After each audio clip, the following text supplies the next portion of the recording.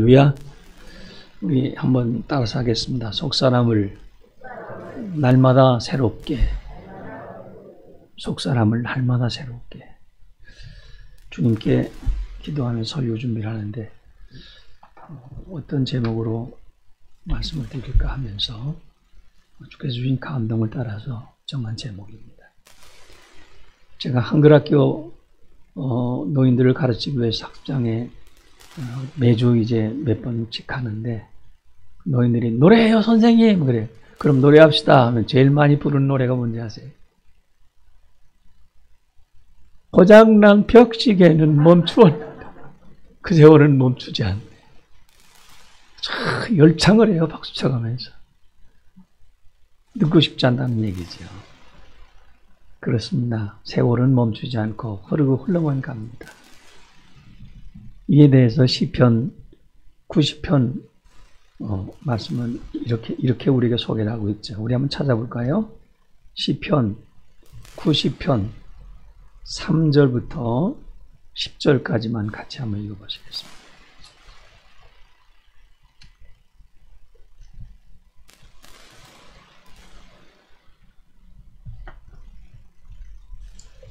시편 90편 3절부터 10절까지 말씀입니다.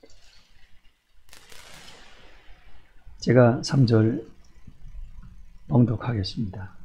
주께서 사람을 티끌로 돌아가게 하시고 말씀하시기를 너희 인생들은 돌아가라 하셨사오니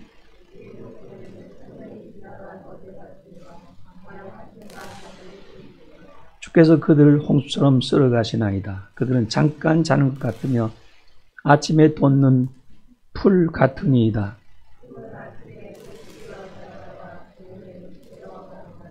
우리는 주의 노에 소멸되며 주의 분내심에 놀라나이다.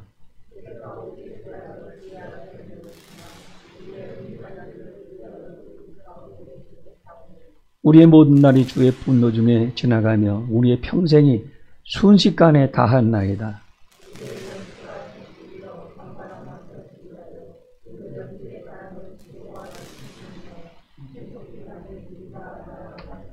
아멘. 시편 9편에서 우리 인생이 뭐라고 말씀하고 있어요?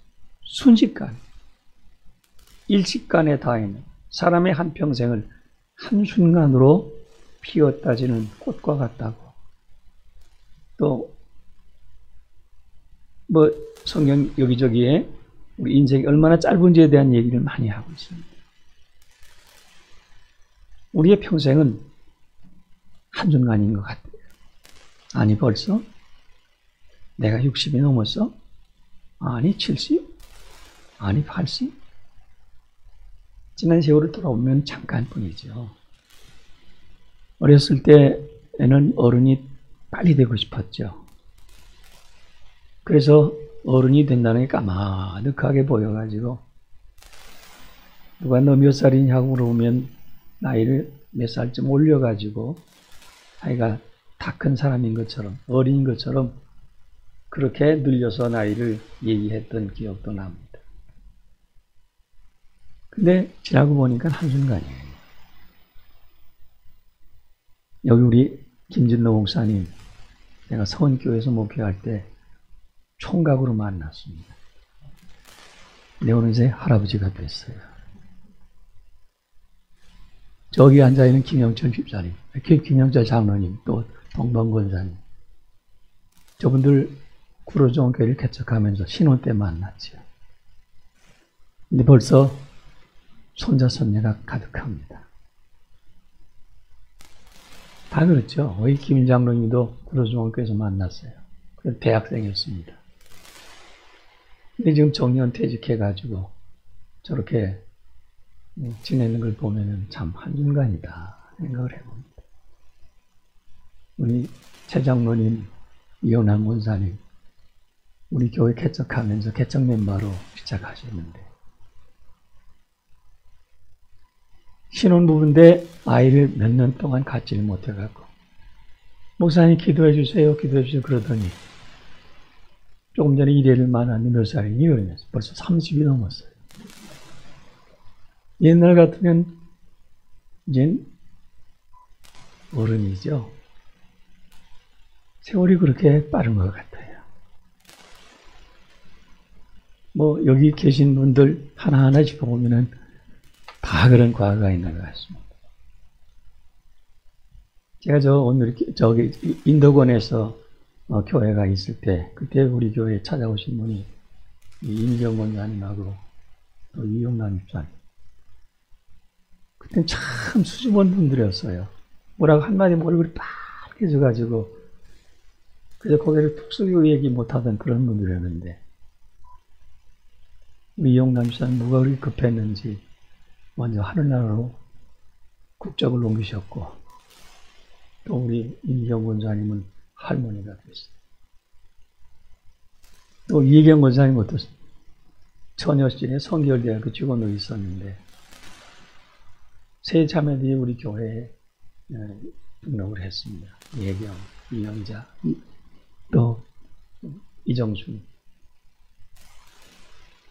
근데 지금은 현아, 성경이, 수정이, 영민이, 순미 모두가 다 틈실한 젊은이로 성장하고 있는 부모니까 얼마나 감사한지. 제가 설교 좀 일하면서 가만히 생각해 보니까 정말 한순간 같아요. 벌써 할머니 소리 듣고 벌써 옛날 한갑 진갑 넘어가면 늙은이도 상늙은이였는데 이제는 우리 김 목사님도 진갑 넘어갔죠? 네? 한갑 진갑 타지는데도 아직까지 쌩쌩한 젊은 가지고 저러고 있어요. 지난 세월을 돌아보니 성경이 말씀하신 대로 인생은 한순간입니다. 야고보서 4장 14절에 뭐라고 말씀하셨습니까? 너희 생명이 무엇이냐? 너희는 잠깐 보이다가 없어지는 안개다. 그 말씀합니다. 그렇습니다. 우리는 원하든 원치 않던 세월의 흐름 속에 날마다 조금씩 늙어가고 있어요. 그런데 제가 꼭 드리고 싶은 말씀이 있습니다. 늙어는 가더라도 낡아지지는 말자. 시인 롱펠로가 쓴 유명한 시 인생 찬가라는 그 시가 있죠. 거기는 이런 말이 있습니다. 예수는 길고 세월은 빨리 간다. 우리의 심장은 튼튼하고 용감하지만 지금 이 순간에도 낮은 북소리는 무덤으로 가는 장송곡처럼 울리고 있구나. 이 세상 드넓은 싸움터에서 노숙과도 같은 인생에서 말 못하고 쫓기는 짐승처럼 되지 말고 싸움의 제기는 용사가 되라. 아무리 즐거워도 미래는 믿지 말라. 죽은 과거는 그대로 묻어버려라. 행동하라. 살아있는 현재 행동하라. 우리 마음에는 영혼이 있고 위에는 하나님이 계신다. 롱펠로는 우리의 심장이 툭툭하고 툭툭 소리가 나는 것을 죽음으로 가는 행진곡의 작은 북소리라고 말하고 있어요. 여러분, 늙음하고 낡음하고는 글자 차이가 한자밖에 나. 늙는 거하고 낡는 거하고. 근데 그 뜻은 굉장히 다릅니다. 늙는다. 다 늙죠. 근데 곱게 늙는 이를 만나면 세상이 참 커 보입니다. 나도 저렇게 늙어야 될 텐데 하면서 그 늙음이 부럽기만 하지요. 근데 나이로는 늙어가지만 그 살아가는 모습이 활기차고 아름다워 보이고 존경스럽고 부럽기 때문에. 근데 어떤 사람은 낡아만 가고 있어요. 안타까워 보입니다. 초라해 보입니다. 외롭고 고독해 보입니다. 불쌍해 보입니다. 안타까워 보입니다. 낡는다. 무슨 소리입니까? 더 이상 사용할 수 없을 정도로 낡아져서 이제는 버려야 하는 폐기물이라는 뜻이에요. 누구나 한 번뿐인 인생인데 늙음이 곧 낡음이 돼서 산다고 한다면 남는 것은 뭐예요? 죽음뿐이고 쓰레기통에 버려지는 것처럼 저 땅속으로 버려져서 묻혀버리고 만다는 사실. 허무하고 쓸쓸한 인생이 되는 거죠. 사랑하는 성도 여러분, 우리는 다 늙어가요. 이왕에 늙어가려고 한다면 절대로 낚지 말고 곱게 늙어가는 여러분들 되시기를 주님의 이름으로 축원합니다. 낡아져서는 안 돼요. 늙을수록 사람들이 볼 때 저분은 참 존경스럽다. 그 살아가는 모습이 본받을 만하다. 참 귀한 분이다. 저분이 늙는다는 게 아깝다. 이런 소리를 좀 들어가면서 하는 게 얼마나 좋겠냐. 근데 낡아진다고 한다면 어이구 저 주체 저런 사람 빨리 죽어야 돼요. 아니 오래 산다는 게 뭐 그렇게 좋아가지고 저렇게 오래 살려고 몸부림하고 야다녀. 에이 저런 늙은이 빨리 죽어. 이건 낡아지는 거예요. 그런 소리 듣지 맙시다. 그러려고 한다면 우리는 날마다 새로워져야 돼요. 그러면 새롭게 살려면 어떻게 해야 될까요? 내가 살아온 과거는 추억 속에만 남아있어요. 제가 70여 년 살아온 제 세월을 자주 되돌아봅니다. 하나님 앞에 제가 어떤 모습을 하고 살았는지. 살아오면서 주님 앞에 남긴 발자취 가운데에서 용서받을 허물된 그런 발자취는 없는가. 그걸 생각하면서 늘 묵상하고 회개하고 제 심령을 살펴봅니다. 과거는 과거예요. 추억 속에서만 찾을 수 있어요. 미래는 있을지 없을지 몰라요. 저는 저녁에 잠자리 들면서 주님, 내일 아침 제가 눈을 뜰 수 있는지 잘 모르겠습니다. 오늘까지 이렇게 살아오게 하시면 감사합니다. 하며 기도합니다. 미래는 희망사항이에요. 하지만 내일이라는 날짜는 희망사항이지 내 날짜는 아니에요. 그러면 우리의 삶엔 언제나 있는 것이 있는 게 현재예요. 현재. 현재를 영어로는 뭐라고 그러죠? 현재를 영어로 뭐라고 합니까? present, 선물이에요. 선물. 여러분 살면서 좋은 선물 받았을 때 여러분의 마음이 어땠습니까? 기분이 좋죠. 감사한 마음이 들죠. 즐겁고 기쁘죠. 보람도 있죠. 내가 이런 선물 받을 그런 사람이 됐다니 참 감사하다. 살만한다. 그런 생각도 들죠. 그런데 영어로 현재를 선물이라고 부른다 이 말이에요. 다시 말하면 과거는 이미 되돌릴 수 없는 추억 속에 찾아볼 수 있는 것이고 미래는 올지 안 올지도 모르는 건데 현재, 오늘이라고 하는 것은 하나님께서 내게 주신 귀한 선물이다. 그러니까 여러분들이 하루하루 시작할 때 선물 받은 기분으로 하루 시작하자고요. 선물 받은 기분. 하나님, 제게 오늘 하루라는 선물로 주셨네요. 감사합니다. 그렇게 시작하자 그 얘기예요. 여러분이 하나님 앞에 아이고 죽겠네, 아이고 지겨워 죽겠네, 아이고 또 시작이요. 오늘 하루 어떻게 보내는데? 그러면 지겨운 하루가 되는 거예요. 아이고 힘들어. 그럼 힘든 하루가 되는 거예요. 아이고 차라리 죽었으면 좋겠네. 그건 그날 하루가 별로 좋은 하루가 아니죠. 그런데 아침에 일어나면 하나님 감사합니다. 오늘 제게 선물로 주신 하루네요. 이 하루를 어떻게 보낼까요? 하나님 감사합니다. 기대됩니다. 어떻게 축복하실 건데요? 이래가면서 기도 가운데 시작하면 하루가 얼마나 멋지겠냐 그 얘기예요.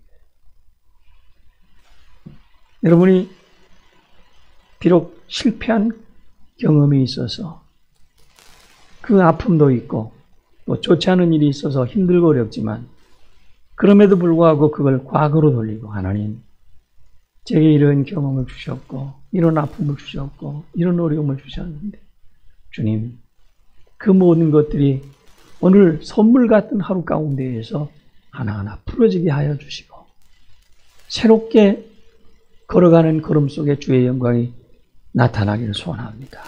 하면서 시작하면 그 하루가 멋지다 그 얘기. 근데 어제 가지고 있는 아픔을 그냥 가지고 있고 어제 가지고 온 어려움을 그냥 가지고 시작하면서 아이고 힘들어 죽겠네. 오늘이라고 별로 뭐 다른 일이 뭐 있나 하면서 시작하면 그 하루가 낙심되고 절망된다. 그래.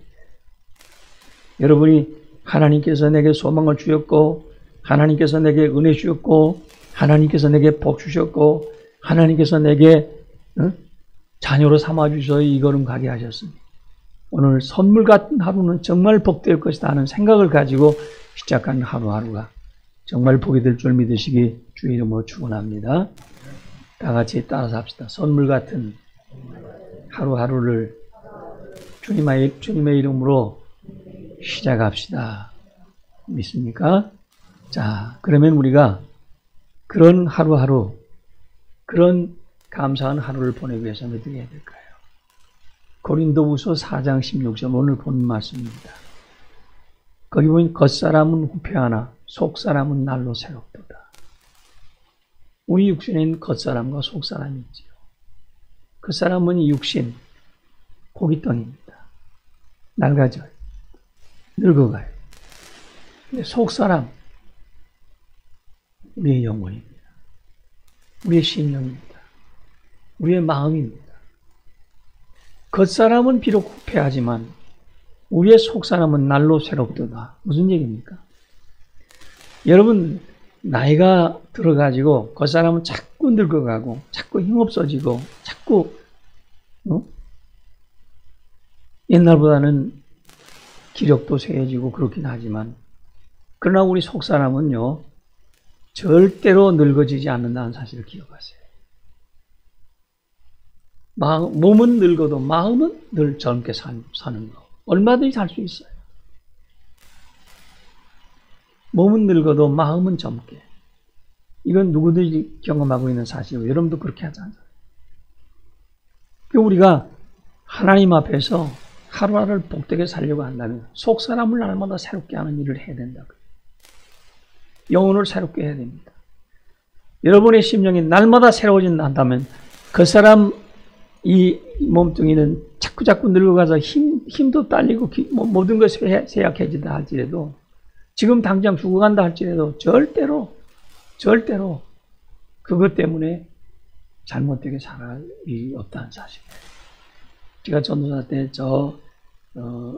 은평구 응암동에서 이제 전도사로 있었을 때 그 담임 목사님이 미국에 폴리디스케이스에서 가신 동안에 권사님 한 분이 돌아가셨어요.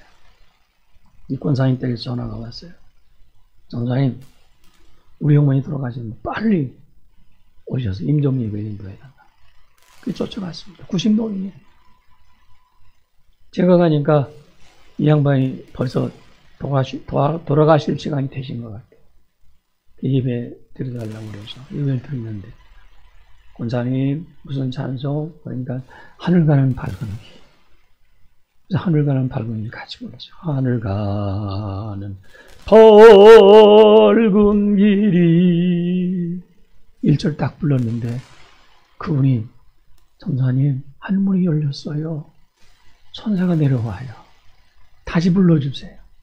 그래서 다시 불렀어요. 그랬더니 이 양반이 얼굴이 환해져 가면서 손을 그려가면서 스르르 손이 내려가고 입이 닫히더니 돌아가셨어요. 그분은 죽을 때까지 죽는 순간까지 늘 새로운 마음을 가지고 새 마음을 가지고 청춘답게 살다가 가셨다는 말이에요. 그러니까 그 장례식장이 형제들 자손들 다 와서 봤잖아요. 그러니까 부흥회하는 것 같더라고요. 그 많은 사람들이 장례식장에 초대돼서 왔는데 모두가 다 와, 우리 어머니 천국 가셨습니다. 할렐루야. 우리 임종 시간에 이런 일이 있었습니다. 해가면서 얘기를 하는데 세상에 돌아가신 분 앞에 놓고서 다들 막 웃어가면서 박수쳐가면서 난리가 났어요. 왜? 어머니의 죽음을 보고 그분들이 느끼는 게 있으니까 그래요. 겉사람은 후패하나 속사람은 날로 새롭도다. 이것이 여러분들의 간증이 되시기를 주의 이름으로 축원합니다. 여러분도 얼마든지 속사람을 새롭게 하고 날마다 하나님 앞에 영광 돌려가면서 희망적인 노래를 불러가면서 즐겁게 얼마든지 살아갈 수 있어요. 그렇게 사시기를 주의 이름으로 축원합니다. 그러면 그 방법이 뭘까요? 빌립보서 2장 5절에 보면 너희 안에 이 마음을 품으라. 곧 그리스도 예수의 마음을 품는 거예요. 예수님의 마음이 뭡니까? 성경에 예수님의 마음에 대해서 많이 소개하고 있죠. 그중에 마태복음 11장 29절에 보면 나는 마음이 온유하고 겸손하니 나의 멍에를 메고 내게 배우라. 그러면 너희 마음이 쉼을 얻으리라. 예수님의 마음은 온유하고 겸손한 마음. 예수님의 마음은 이해하고 용서하는 마음이에요. 예수님의 마음은 사랑의 마음이에요. 예수님의 마음은 남을 배려하는 마음이에요. 예수님의 마음은 기뻐하는 마음이에요. 예수님의 마음은 하나님의 뜻을 이루기 위해서 최선을 다하는 마음이에요. 여러분들의 마음이 이 마음으로 바뀔 수만 있다 한다면 여러분도 얼마든지 그 사람은 늙어가지만 속 사람은 새롭게 살 수 있다는 사실을 믿으시기 바랍니다. 저는 그렇게 살기 위해서 요즘에 매일같이 하나님 앞에 주님 제 마지막 생애가 주 안에서 복되게 하시옵소서. 살아온 지난 날을 돌아볼 때에 제가 사람 모두에게 인정받을 만한 큰 인물은 아니었어요. 제가 큰 교회를 목회한 사람은 아니었어요. 제가 수백만의 사람들에게 복음을 전하기 큰 일을 한 그런 사람은 아니었어요. 주님, 한 영혼을 사랑하고 그 영혼을 위해서 복음 전한 그것으로 만족하면서 하나님 속 사람은 날마다 새롭게 하소서 그런 심정을 가지고 기도하면서 지내고 있습니다. 새벽 2시에 일어나서 성경 보고 그 다음에 또 이제 기도하고 그러면서 지난 날도 추억하고 하나님 내가 하나님 앞에 가기 전에 부끄러운 점이 있으면 살피고 새롭게 하셔서 제가 새 마음을 가지고 주님 앞에 설 수 있는 그런 목사가 되게 하소서 하면서 기도하며 살아가고 있습니다.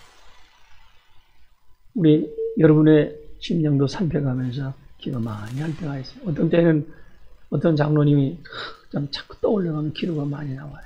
하나님, 우리 장로님 내가 아픈 마음을 주었다 한다면 그거 좀 용서하시고 그분이 그 일을 통해서 오히려 깨닫게 하시고 하나님 앞에 바로 설 수 있는 은총을 더해 주시옵소서. 그 기도할 때가 많아요. 여러분 우리가 마음을 새롭게만 하면 얼마든지 젊게 살 수 있다는 사실 다시 한번 주의 이름으로 강조하고 또 강조합니다. 여러분이 그렇게 사시기를 주의 이름으로 축원합니다. 여러분이 그렇게 사시기를 주의 이름으로 축원합니다. 몸은 늙어도 마음은 날로 새롭게 하루하루를 복되게 그러면 그 삶이 얼마나 복되겠어요. 그러므로 우리가 이렇게 한번 다짐해 봅시다. 한번 따라잡읍시다. 몸은 늙어도 마음만은 항상 새롭게 하자. 평생 젊게 살 수 있다. 믿습니까? 선물 같은 하루를 주신 하나님께 감사하자. 한번 따라서 해요. 선물 같은 하루를 내게 주신 하나님 앞에 감사하자. 하루하루가 행복할 것이다. 맡은 일에 최선을 다하자. 하나님은 그 손길에 은혜와 복을 주신다. 하나님 나라 확장을 위해 내게 주신 사명을 생각하며 하늘나라에 보험을 쌓아가는 하루하루를 살자. 여러분 어리석은 부자처럼 살지 마세요. 자기를 위해서 많은 쌀 쌓았지. 창고에 가득 쌓았습니다. 그 창고도 부족해서 또 창고를 지었어요. 그리고 거기도 가득 쌓았어요. 그리고 그 사람이 한 얘기가 뭡니까? 이제 내가 많은 부를 쌓았으니 먹고 마시고 즐기자. 먹고 마시고 춤추고 놀고 먹고 마시고 춤추고 놀고. 그 부자는 이것이 행복인 줄 알았어요. 그것이 사람 사는 재미인 줄 알았고 그것이 모든 사람들에게 보란듯이 살아가는 자기의 모습이라고 자랑하고 싶었고 그러면 우리 하나님 뭐라고 말씀하십니까? 이 어리석은 부자야. 오늘 밤 내 생명을 거둬가면 네가 모은 그 모든 것이 누구의 것이 되겠냐. 여러분, 우리는 하늘의 보물 쌓는 심정을 가지고 세상을 살아가야 됩니다. 하늘나라에 가서 여러분 어떻게 여러분들의 생애에 대해서 어떻게 하나님 앞에 변명할 수 있겠습니까? 제가 옛날에 우리 이 부흥회 다니면서 즐겨 하던 얘기가 있습니다. 그 얘기 하나 해드릴게요. 어떤 사람이 잘 살았어요. 또 정치를 잘해서 높은 자리에 올랐어요. 이 사람은 돈도 있고 그 다음에 권력도 잡았고 세상에서 부러울 게 하나도 없는 사람이죠. 이 사람이 교회에서도 장로님이셨어요. 이야, 내가 이 정도 살았습니다. 하면서 마침내 죽어서 하늘나라에 갔습니다. 근데 하늘나라에 가니까 천사가 어서 오라고 환영을 해요.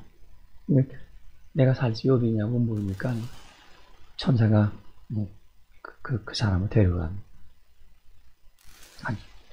번쩍번쩍 빛나는 12가지 보석으로 지은 집이 있어요. 거기 야, 이 중에 내 집이 있나 하니까 천사가 아니래. 더 좋은 데가 있나? 뒤따라가니까 이번엔 12가지가 아닌 금으로 지은 집이 있어요. 야, 여기 아까 그만 못해도 그래도 살만 하겠는데 거기도 아니래. 조금 더 가니까 기와집이지. 이건 뭐? 아니, 천국에도 이런 거로 지은 집이 있어. 근데 거기도 아니래. 나중에 뒤따라가니까 다 쓰러져가는 그런 초가집이 하나. 아니, 천국에도 거지가 있나? 천국 거지는 어떻게 살고 있는 거야? 그래서 호기심이 생겨서 그 집에 딱 가서 쳐다보니까 자기 문패가 딱 걸렸어. 그래, 이 사람이 깜짝 놀래가지고 천사한테 따졌습니다. 아니, 내가 저 세상에 있을 때 지위가 어땠고, 돈이 얼마나 많았고, 내가 교회에선 장로님이었고, 그런데 내가 저런 집에 살라고. 천사가 얘기합니다. 당신은 세상에다 모든 것을 쌓았지, 천국에 쌓은 건 하나도 없다. 당신이 죽어서 와서 살아가야 될 집을 저 세상에 있을 동안에 준비해 놔야 돼. 당연히 준비한 게 하나도 없다. 천국에 보물 쌓는 일을 하나도 한 것이 없지 않는다. 그때서 이 부자는 후회하고 또 후회했지만 이미 시간을 지나갔어요. 여러분, 우리가 세상 보화를 쌓는 것 굉장히 중요한 일이죠. 근데 굉장히 중요한 것은 여러분이 천국의 보물 쌓는 일을 성경 대로 하지. 그렇게 이제 계속해서 하셔야 돼요. 천국의 보물 쌓는 게 뭡니까? 헌금 많이 하는 겁니까? 물론 그것도 해당이 되겠죠. 선한 일에 보유하셔야 됩니다. 우리 주위에 정말 꼭 도움을 줘야 될 많은 사람들이 있어요. 제가 요즘에 코로나19 때문에 이제 대면 예배를 못 드리고 이제 비대면 예배를 드리는 날들이 많다 보니까 저도 이제 가끔은 방송을 통해서 예배를 드려봤습니다. 하루 종일 설교 듣는데 그것도 괜찮더라고요. 182번, 183번을 돌려가면서 영락교회도 들어가보고 어디 들어가보고 또 목사님들 설교를 쭉 들어보니까 참 은혜스러운 말씀들을 너무 많이 하세요. 그래서 이야, 정말 방송 설교도 들을만하구나. 근데 거기 중독이 되면 교회를 나가면 지장이 있으니까 그거는 특별한 때 아니면은 계속하는 건 좋은 게 아닙니다. 하나님 앞에 여러분들이 모여서 예배드리는 게 굉장히 귀한 일이죠. 근데 그 설교를 들어가면서 거기 중간중간에 선교사들이 선교하는 얘기. 근데 거기 이제 방송국에서 그 기독교 방송이나 CTS 거기에서 자기들이 그 선교 혼자를 통해서 가진 물질을 가지고 선한 일을 하는 얘기 굉장히 많이 하더라고요. 많은 감동을 받습니다. 유튜브에 새롭게 하소서 또 날마다 무슨 프로그램들이 있잖아요. 거기 정말 귀한 기독교인들이 얼마나 많은지 몰라요. 얼마나 많은 사람들이 선한 일을 위해서 헌신하고 희생하는지 그걸 보면서 이야 좀 참 귀한 분들이다. 정말 귀한 분들이다 하는 생각을 할 때가 많이 있는데 그 하늘나라의 보물 쌓는 일입니다. 하늘나라의 보물 쌓는 일 우리가 최선을 다해서 힘써 일할 때에 주님도 기뻐하시고 여러분들이 축복받는 삶을 통해서 여러분들의 삶이 항상 젊고 새로울 줄 믿으시기 바랍니다. 우리 한번